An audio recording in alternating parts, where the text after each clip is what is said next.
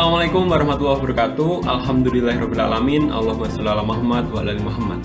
Pemirsa, selamat jumpa kembali di program Kabar Petang edisi Sabtu 4 September 2021 bersama saya Furqon Awaludin. Selama beberapa menit ke depan, kami akan menemani Anda membaca dan menelaah berita paling menarik hari ini bersama narasumber yang berkompeten dan tentu dari sudut pandang Islam. Dan inilah Kabar Petang selengkapnya.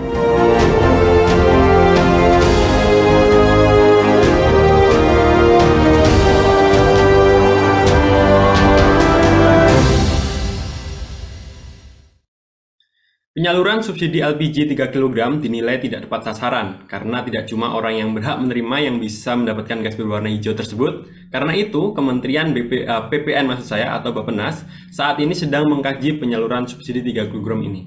Sebelumnya, Menteri Keuangan Sri Mulyani Indrawati telah menyampaikan jika pemerintah mengubah skema subsidi energi dan berbasis komoditas menjadi berbasis penerima secara bertahap mulai tahun depan. Sri Mulyani mengatakan reformasi subsidi energi secara bertahap ini berlaku untuk subsidi tabung LPG 3 kg dan subsidi listrik. Bappenas juga menjelaskan terkait program perlindungan sosial selama pandemi COVID-19 ini sangat kompleks. Dalam program ini menyasar keluarga penerima manfaat atau KPM berbeda-beda karena terdapat aturan bahwa apabila keluarga sudah menerima satu program tidak dapat menerima program lain. Apakah reformasi subsidi energi pro rakyat? Dan apakah ini dampak dari sistem anggaran neoliberal yang anti subsidi dan gemar berhutang? Bagaimana mewujudkan sistem anggaran yang bisa menjamin kekayaan milik rakyat digunakan untuk kesejahteraan rakyat? Pemirsa, untuk mengulas topik ini, kami terhubung dengan peneliti dari Landscape, yaitu Bung Ainul Mizan. Assalamualaikum, Bung Ainul Mizan. Waalaikumsalam warahmatullahi wabarakatuh, Mas Furqon. Bung Ainul Mizan, bagaimana kabarnya? Alhamdulillah, luar biasa sehat. Yes. Alhamdulillah.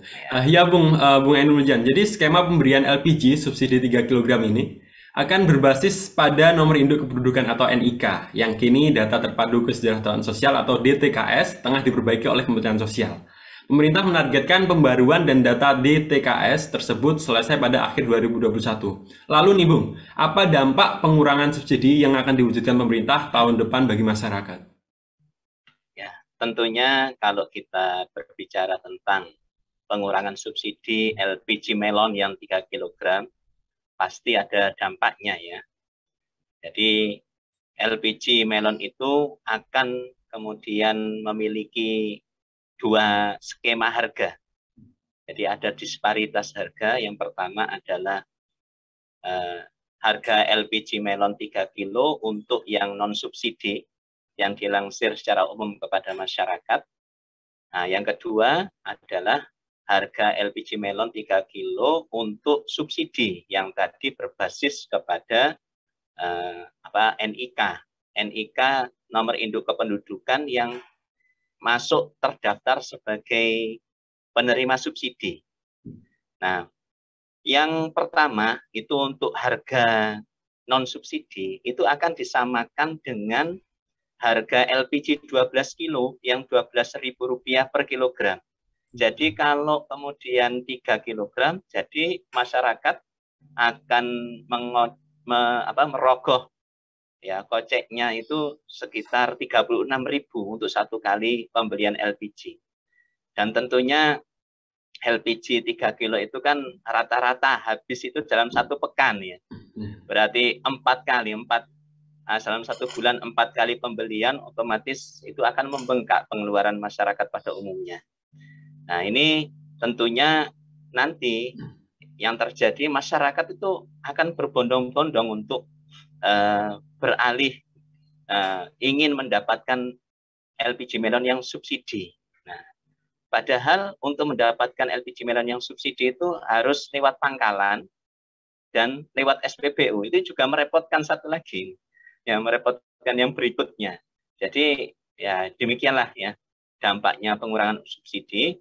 Itu yang pertama. Yang kedua adalah mahalnya LPG melon tadi itu yang dilansir secara umum ke tengah-tengah masyarakat. Ini akan berimbas memberi efek domino kepada harga-harga yang lain. Ya, yang paling merasakan dampaknya itu ya rakyat kecil kembali. Jadi para pedagang kaki lima gitu ya, penjual bakso, penjual pinggir-pinggir jalan, itu ketika mau menaikkan harga komoditas yang dijual, itu juga berpikir ulang, ya, berpikir keras, karena khawatir nanti akan ditinggalkan oleh pembelinya. Nah, ini kalau nggak menaikkan, maka pengeluarannya akan besar. Ya, untuk LPG saja pengeluarannya besar, belum lagi untuk yang kebutuhan sehari-hari. Nah, ini tentu ini juga akan berimbas kepada yang ketiga, ikutan, ya, imbas ikutan, dampak ikutan, yakni menurunnya daya beli masyarakat, ya, menurunnya daya beli masyarakat. Jadi akhirnya masyarakat itu akan mengurangi konsumsinya. Ya, sudah LPG-nya sekian ratus ribu per bulan, itu 140-an, ya, 36.000 kali 4 itu. Terus berikutnya belum biaya-biaya yang lain, biaya pendidikan juga di masa pandemi masih tetap membayar. Belum lagi ini biaya kuota dan yang lain-lain. Nah, lantas yang terakhir, ikutan, ya, dampak ikutan berikutnya adalah meningkatnya angka kemiskinan. Jadi ketika mengurangi subsidi LPG melon 3 kg di tengah-tengah pandemi, ini menunjukkan bahwa pemerintah secara khusus, ya, karena yang memberikan kebijakan, yang punya kewenangan kan pemerintah mengatur ini, itu kurang peka terhadap, ya, kondisi pandemi yang angka kemiskinannya itu tahun 2020 sampai 2021 ini, pada kuartal yang masuk kuartal kedua 2021 itu tidak kurang, ya, dari 27,55 juta angka kemiskinannya. Jadi masih stabil pada tahun 2020 juga seperti itu. Maka dengan pengurangan subsidi, tentu, ya, daya beli masyarakat berkurang. Kalau sudah daya beli masyarakat berkurang, maka beban hidup masyarakat juga bertambah, sementara penghasilan juga tidak bertambah secepat, ya, kebutuhan hidup, maka angka kemiskinan itu diprediksikan itu akan mengalami kenaikan. Demikian. Ya Bung Ainul Mirjan, jadi penyaluran gas LPG 3 kg ini selama ini dinilai tidak tepat sasaran. Oleh karena itu, Kementerian BPN atau Bappenas tengah menguji penyaluran subsidi gas melon tersebut. Jadi sehingga pemerintah akan mereformasi subsidi energi. Apakah alasan tersebut tepat, Bung? Jadi klaim pemerintah itu kan subsidi LPG 3 kg itu kan membebani APBN, ya. Itu klaimnya pemerintah. Nah, kita lihat datanya. Tahun 2015 itu 21 triliun subsidi APBN. Ya, 21 triliun rupiah. Itu meningkat tiap tahun. 2019 menjadi 58 triliun rupiah. Nah, 2020 sempat turun, ya, menjadi sekitar 50 triliun rupiah, ya, 50 triliun rupiah. Nah, yang 2021 itu skemanya itu kan dianggarkan, ya, ketersediaan LPG melon itu subsidi sekitar 7,5 sampai 7,8 juta metrik ton. Nah, ternyata ada upaya atau program pengurangan ini dengan alasan tidak tepat sasaran tadi, itu menjadi 7 juta metrik ton. Nah, jadi pola pikirnya pemerintah itu lagi-lagi rakyat membebani keuangan negara, ya. Rakyat membebani keuangan negara. Padahal negara bekerja itu untuk kesejahteraan siapa? Kan untuk kesejahteraan rakyat. Jadi kalau kita merujuk ke temuan, ya, Komisi Nasional Percepatan Penanggulangan Kemiskinan, jadi dari 50,2 juta keluarga, itu ada 30% keluarga yang termiskin. Nah, ini lantas dikatakan tidak mendapatkan akses LPG 3 kilo itu baru 22% dari 30% 50 juta keluarga yang termiskin tadi itu. Nah, itu kan yang termiskin ya, yang termiskin. Nah, yang miskin, nanti khawatirnya yang miskin jadi semakin miskin. Yang awalnya mampu menjadi turun miskin karena semuanya pada naik. Ya, itu dipicu dengan kenaikan bahan bakar gas yang merupakan kebutuhan pokok. Nah, yang kedua, itu yang pertama. Yang kedua, apakah betul itu tidak tepat sasaran bahwa LPG 3 kg itu adalah yang menggunakan banyak bukan orang miskin. Banyak bukan keluarga miskin, katanya keluarga yang mampu. Sekitar 80%-an itu adalah keluarga yang mampu yang menggunakan. Nah, kalau kita merujuk itu, tentu standar yang dipakai juga mengalami tidak bisa dipertanggungjawabkan sebenarnya. Standarnya yang pertama adalah pendapatan per kapita, ya, pendapatan per kapita. Tahun 2021 ini Indonesia kan diklaim turun kelas. Pendapatan nasional brutonya itu 3.800-an ya US dollar. Nah, itu sebelumnya tahun 2019 itu sekitar 4.050 US dollar. Nah, ini ternyata yang Indonesia tahun 2019 disebut sebagai negara berpenghasilan menengah ke atas, itu angka kemiskinannya 27,55 ya. 25 ya, yang 2019 25,10 juta, yang 2020 yang 27,55 juta. Jadi pendapatan nasional bruto itu tidak menggambarkan real kesejahteraan dan keadaan kemiskinan di masyarakat.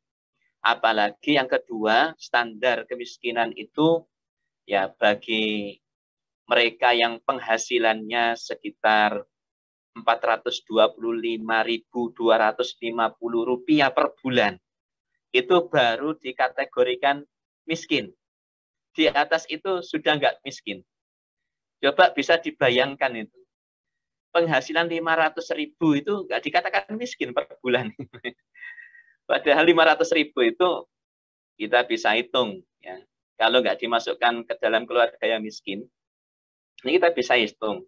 Untuk kebutuhan LPG yang non subsidi itu tadi, itu kan sekitar 120 sampai 140 ribu. Sisa 360 ribu penghasilannya. 360 ribu kalau nggak ada anak sekolah, ada kebutuhan yang lain, anak sekolahnya bisa jadi anaknya lebih dari satu. Nah, itu sangat tidak bisa dipertanggungjawabkan sebenarnya klaim tidak tepat sasaran itu. Ya, ini masih standar $1 per bulan itu. Padahal standar internasional $1 per hari ya penghasilannya. Kalau standar internasional itu mestinya $2 per hari. Jadi kalau dengan kurs sekarang 10 sampai 15 ribu katakanlah, berarti satu bulan 450 ribu. Ya, itu miskin itu akan tambah banyak itu yang kemudian jumlah kemiskinan di Indonesia. Jadi kalau dibatasi dengan data NIK ya, data NIK yang bersubsidi atau lewat KTP ya biasanya itu terdeteksinya. Nah, ini akan banyak yang tidak tepat sasaran juga. Ya, akan banyak yang tidak tepat sasaran. Kemarin ya kenaikan listrik yang ugal-ugalan itu, nah, itu kan banyak yang mengeluh. Ya, banyak yang mengeluh. Nah, kalau NIK ini kemudian dijadikan dasar, padahal standar pendapatan untuk mengukur adalah pendapatan nasional, bukan pendapatan per individu atau per kepala keluarga, keadaan realnya seperti apa, kebutuhannya seperti apa, maka ya lagi-lagi akan menjadi blunder, tidak tepat sasaran kembali, ya, muser lagi, akan blunder lagi, bertumpuk-tumpuk blundernya. Ini Jadi persoalannya adalah mestinya negara, pemerintah itu tidak berpikir rakyat membebani APBN, membebani negara. Karena yang membebani negara sesungguhnya itu adalah mereka yang mengkorupsi bantuan sosial, yang mereka korupsi uang-uang negara. Ya, kasus korupsi di Jiwasraya, kasus korupsi di Asabri, itulah yang menjadikan lantas keuangan negara menjadi amburadul. Lagi-lagi rakyat yang dikorbankan. Begitu. Iya Bung, dari penjelasan panjenengan tadi, jadi apakah rencana kebijakan tersebut ini dampaknya dari sistem anggaran neoliberal dan anti subsidi dan gemar hutang, Bung? Kalau kita menguraikan ciri dari ekonomi neoliberal, ya, ada beberapa ciri yang bisa saya sampaikan. Ya. Yang pertama adalah ekonomi neoliberal itu ada ketergantungan kepada kapital asing. Nah, ini bisa kita lihat di Undang-Undang Nomor 25 tahun 2007. Jadi modal asing untuk pembangunan dalam negeri itu tidak dibatasi lagi. Jadi bisa sampai 100%. Ini bisa sampai 100%. Nah, untuk meningkatkan investasi asing tadi itu, kan modal asing akhirnya mengalir ke dalam negeri, itu menghilangkan regulasi yang hanya satu pintu, tidak bulat. Makanya bisa kita lihat proyek-proyek itu cepat, proyek-proyek para korporasi. Kemudian zona perdagangan bebas, nah, pengurangan pajak bagi perusahaan multinasional. Ya. Nah, ini tentunya pendapatan negara semakin merosot, ya, minimal dari pajak. Padahal yang kegiatan ekonomi yang besar itu kan dilakukan oleh korporasi. Nah, kalau pajaknya banyak, diskon-diskon, ya, tentunya ya keuangan negara terimbas. Ini yang pertama. Yang kedua, ketergantungan pada utang, terutama utang luar negeri. Sekarang utang luar negeri itu sekitar 6.550 ditambah dengan rencana utang untuk alutsista, ya, permajaan alutsista dari Kemenhan. Itu yang sekitar 1.700 triliun itu. Nah, itu tambah besar lagi. Nah, lagi-lagi siapa yang membayar? Rakyat lagi. Yang berikutnya privatisasi besar-besaran. Perusahaan-perusahaan berplat merah, ya, perusahaan-perusahaan BUMN, BUMD. Nah, kita bisa beri contoh misalnya PT Krakatau Steel, kemudian Kimia Farma, Bank Mandiri, PT BRI Tbk, dan yang lain-lain. Nah, itu semuanya sudah diprivatisasi besar-besaran. Lantas yang terakhir saya bisa sampaikan adalah mekanisme layanan umum negara kepada masyarakat ini menggunakan mekanisme pasar. Jadi yang awalnya ya LPG 3 kilo memang betul-betul hanya satu mekanisme harga subsidi. Ya. Harga subsidi sekarang kan ada yang Rp19.000, ada yang Rp20.000 kan begitu di pengecer-pengecer itu. Nah, ini lantas ketika subsidi dihapuskan, maka kan ikut harga pasar. Sehingga nanti di pengecer-pengecer yang dekat dengan rumah, tetangga kita, itu dalam satu kompleks itu, ya menjualnya dengan harga pasar. Sedangkan untuk mendapatkan subsidi, itu harus ngurus bisa jadi kartu kartu keluarga sejahtera, ya, kartu keluarga sejahtera atau keluarga miskin. Jadi daftar menjadi keluarga miskin. Dan itu pun mendapatkannya di pangkalan, di SPBU. Lama-lama nanti LPG yang 3 kilo yang subsidi pun bisa-bisa semakin dikurangi dan semuanya pure menggunakan mekanisme pasar, mekanisme harga pasar. Dan tentu orang-orang yang bisa mengakses produk-produk yang mengikuti mekanisme pasar adalah mereka yang kuat dari sisi penghasilannya, ekonominya, terutama yang mengeruk keuntungan besar itu para korporasi. Di samping negara dengan menghilangkan subsidi itu kan tidak membebani APBN. Tidak membebani APBN. Keuntungan besar ini salah satu cara ini untuk mencari sumber-sumber guna membayar utang. Termasuk bayar bunga utang dan utang yang demikian besar tadi itu. Jadi ya tidak diragukan lagi bahwa apa yang terjadi saat ini yakni program penghapusan ya, bisa dikatakan penghapusan ya, pengurangan itu sedikit mestinya kalau disebut pengurangan.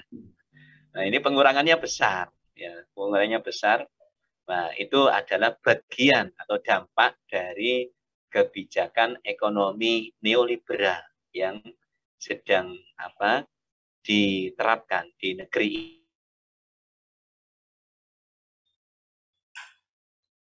Alhamdulillah ini bisa terhubung lagi dengan Ustadz Mijan karena tadi ada terkendala teknis. Monitor Ustadz Mijan udah terhubung? Sudah. Ya, alhamdulillah. Kita lanjut nih Bung Mizan. Jadi alhamdulillah. Bagaimana nih Bung Mizan mewujudkan sistem anggaran yang bisa menjamin kekayaan milik rakyat digunakan untuk kesejahteraan rakyat ini, Bung? Ya, jadi kalau kita berbicara tentang kekayaan atau kepemilikan negara dan kepemilikan umum, tentunya penggunaannya adalah untuk sebesar-besarnya kemakmuran rakyat. Nah, untuk yang merupakan kriteria dari kepemilikan umum itu yang pertama SDA yang melimpah, ya, yang kemudian seperti air yang mengalir. Nah, ini contohnya bahan-bahan tambang, kemudian gas, ya, itu termasuk di dalam SDA yang melimpah ini. Lantas air, api, padang gembalaan, ya, sumber-sumber energi, minyak bumi, ya. Minyak bumi ketika diolah, maka produk olahannya ya salah satunya gas LPG.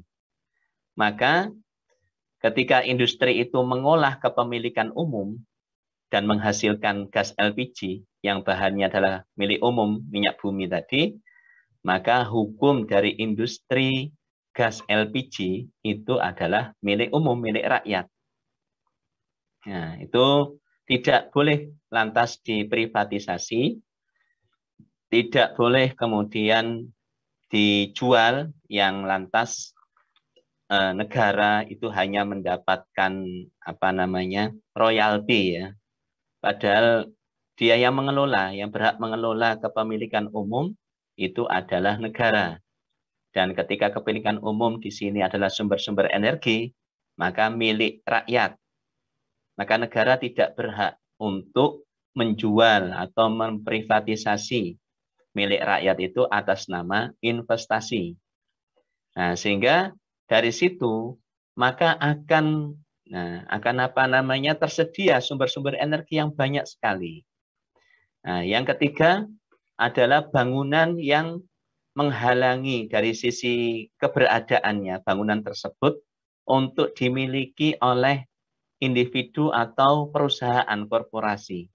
Seperti fasilitas-fasilitas umum, bandara, kemudian apalagi stasiun-stasiun, maka itu adalah bangunan yang menghalangi individu ataupun korporasi untuk memilikinya. Hal ini bisa kita lihat dari sabda Rasul yang mengatakan mina man sabako, mina munahun man sabako. Jadi kota Mina itu adalah tempat pemberhentian bagi orang yang lebih dulu nyampe. Jadi siapapun orangnya, ibadah haji, jamaah haji, ketika lebih dulu nyampe ke Mina, walaupun dia rakyat biasa, maka dia berhak untuk menjadikan Mina tempat sebagai transitnya. Ketika seorang pejabat itu lebih belakangan dibandingkan rakyat biasa, ketika sampai di Mina, maka ya mereka menjadi giliran yang berikutnya. Nah, jadi dengan mekanisme seperti ini, maka akan tersedia banyak pendapatan negara. Ya, pendapatan dari kepemilikan umum, bahan tambang, SDA, kemudian sumber-sumber energi. Sehingga ya tidak perlu lantas menjadikan utang itu sebagai instrumen utama pendapatan negara. Lantas utang ini dibiayai dari pajak yang mencekik rakyat. Nah, ini tentunya ya dengan mekanisme seperti ini, maka kesejahteraan rakyat akan mudah diwujudkan. Nah, ini yang ambil satu contoh ya, royalti yang diberikan oleh Freeport kepada pemerintah Indonesia. Jadi Freeport itu kan menambang emas, punya hak untuk menambang emas, tembaga, dan semua barang tambang yang di Tembagapura itu. Nah, itu menghasilkan emas per hari 240 kg per hari. Sedangkan pemerintah itu hanya mendapatkan 3,75% sampai 5% royaltinya. Dan itu tergantung harga emas per onsnya. Ketika harga emas per onsnya itu $1.700, maka pemerintah mendapatkan royalti tertinggi 5%. Nah, ini bayangkan, cuma dapat royalti 5%. Padahal diborong tiap hari 240 kg. Nah, jadi sangat miris sekali kalau kemudian ya umat ini dengan berbagai macam kebijakan yang tidak pro kepada mereka, yang tidak memihak kepada mereka, lantas tetap nerimo ing pandum ya, nerimo ing pandum. Jadi kena paham Jabariyah ya. Jadi ini nasib jadi wong cilik. Ya, wong cilik itu yang penting isok mangan. Negara iki wis ana sing ngatur wong gede-gede, walaupun orang-orang besar, orang-orang berpangkat pejabat-pejabat itu lantas mendolimi mereka. Nah, ini ya mekanisme ketersediaan energi. Jadi energi itu haram untuk diprivatisasi, untuk kemudian digunakan diedarkan di tengah-tengah masyarakat menggunakan mekanisme pasar yang itu tentunya negara itu ambil untung ya. Jadi pola pikirnya untung dan rugi.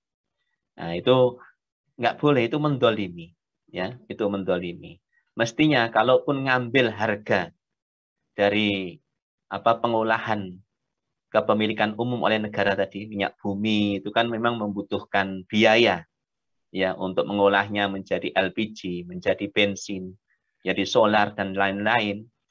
Itu ya hanya untuk sekedar menutup biaya. Jadi negara tidak mengambil keuntungan. Ya, negara bukan korporasi, tapi negara adalah pelayan rakyat, penggembala bagi rakyatnya. Kalau rakyatnya tidak bisa makan, rakyatnya miskin, rakyatnya kemudian tidak sejahtera, maka tentu negara tersebut tidak bisa disebut sebagai negara yang sukses. Bukan negara yang maju, karena rakyatnya ya menjadi sengsara diatur oleh negara tersebut.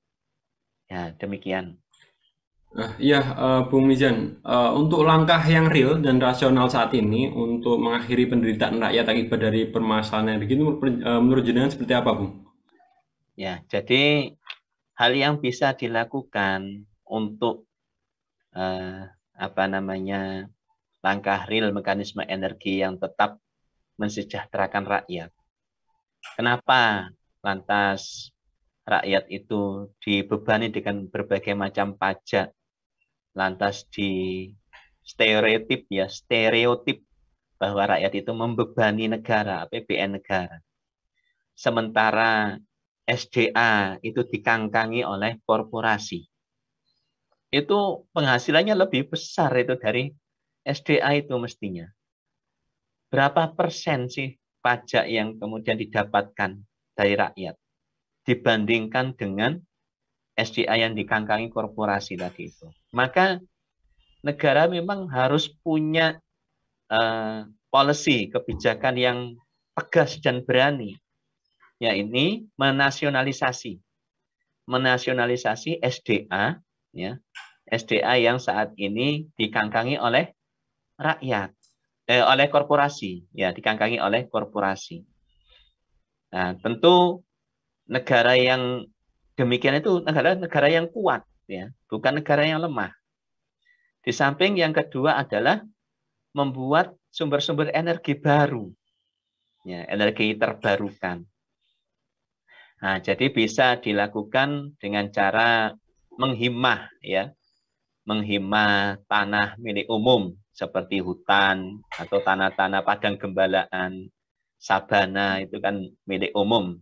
Itu negara yang mengelola, dihimah, ya, dipagari untuk melakukan revolusi energi terbarukan. Karena memang energi yang tidak terbarukan atau sumber daya alam tidak bisa diperbarui seperti minyak bumi, batu bara, itu suatu saat memang bisa berkurang dan habis. Walaupun dalam jangka waktu yang lama, sekitar 30-40 tahun, satu ladang minyak bumi itu, satu sumur minyak bumi baru habis. Nah, ini kenapa negara? Kalau negara yang melakukan revolusi energi, maka akan masif, ya, menghasilkan energi terbarukan. Baik itu berupa bioetanol, misalnya menghimah satu lahan yang luas itu semuanya ditanami singkong atau ubi kayu untuk menghasilkan bioetanol dalam jumlah yang besar. Jadi saat ini kan korporasi yang menghimah, ya, menguasai tanah-tanah negara, ya, dibeli terus untuk kebutuhan bisnis mereka.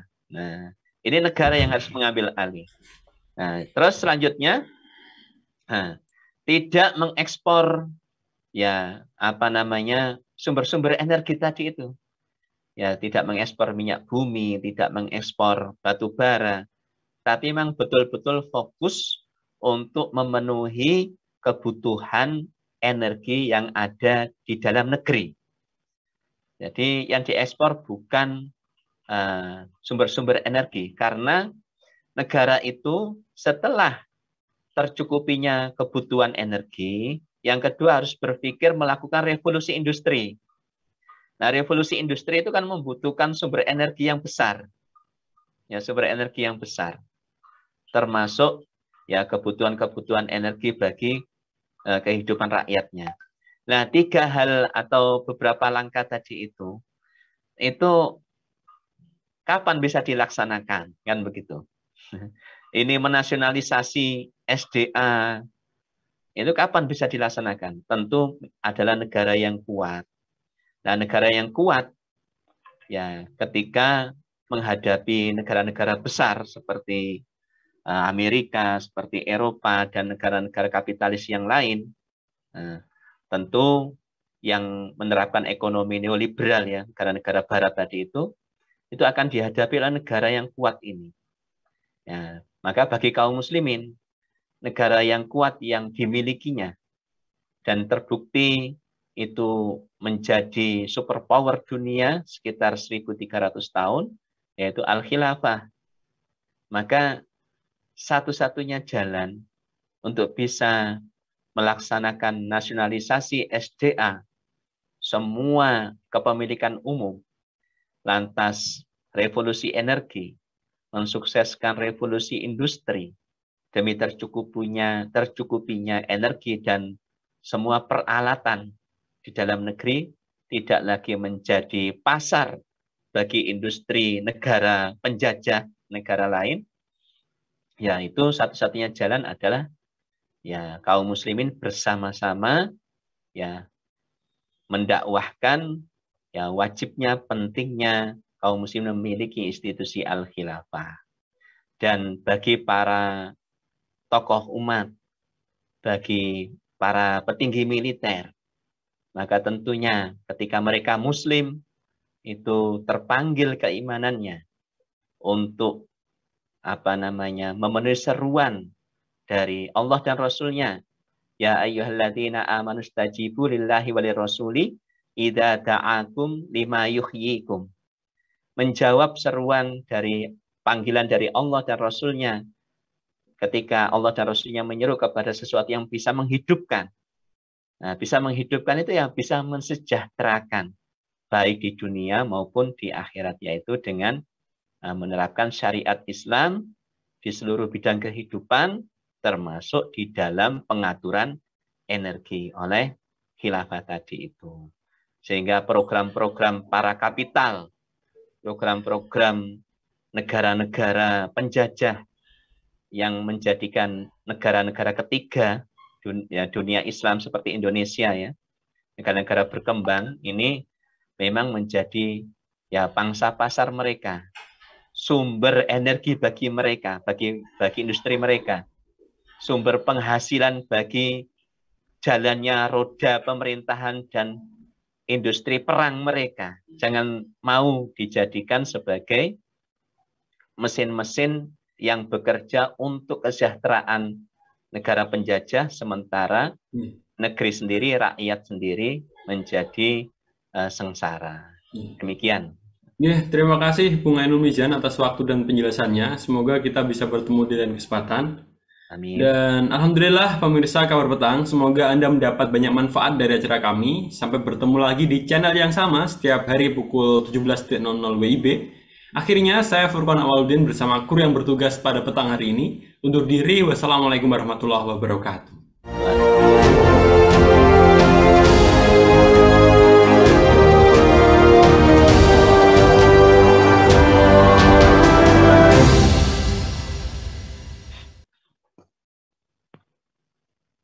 Mas Furqan.